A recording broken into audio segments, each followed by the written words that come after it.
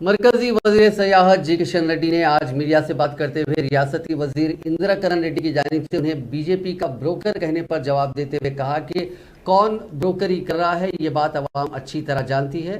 किशन रेड्डी ने TRS अराकीन assembly के खरीदने के वाक़े को टीआरएस का बनाया हुआ ड्रामा करार देते हुए कहा कि अराकीन असेंबली व पार्लियामेंट व काउंसिल को खरीदने का कल्चर बीजेपी का नहीं बल्कि टीआरएस का है, जिसका सबूत 2014 के मुंतखब होने वाली सीपीआई, बीएसपी, वाईएसआर कांग्रेस के अराकीन असेंबली को खरीदते हुए टीआरएस में शामिल करना और कई कांग्रेस अराकीन ने असेंबली व काउंसिल को खरीदते हुए उन्हें अपनी वजारत में शामिल करना है। उन्होंने कहा कि मुनुगुरु ज़मनी इलेक्शन की रायदही से कबल शिकस्त के खौफ से टीआरएस की जानिब से मजीद ड्रामेबाजी की जाएगी।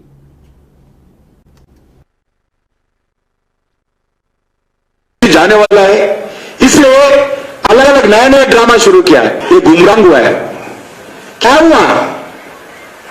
3 एमएलए से क्यों आया आपका एमएलए? 4 एमएलए कौन पैसा लाया? उधर कितना पैसा लाया? किधर गया?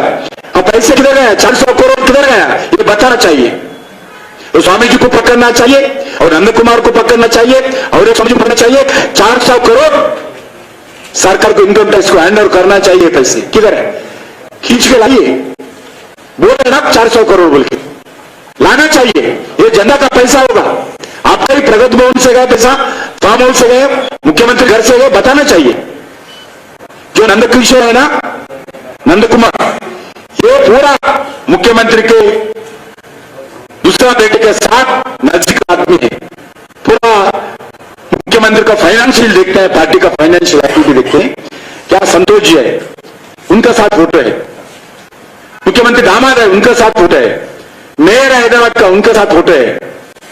जो कल जो 4 एमएलए से हर्षवर्धन रेड्डी, उनके साथ फोटो है।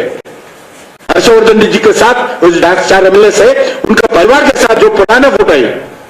ये पूरा नंद कुमार टीआरएस पार्टी के साथ है। हमारा तरफ से जाने का जरूरत नहीं है। अगर हम बात करें तो हम बात करेंगे। किससे बात करना है? टीआरएस के लोगों से।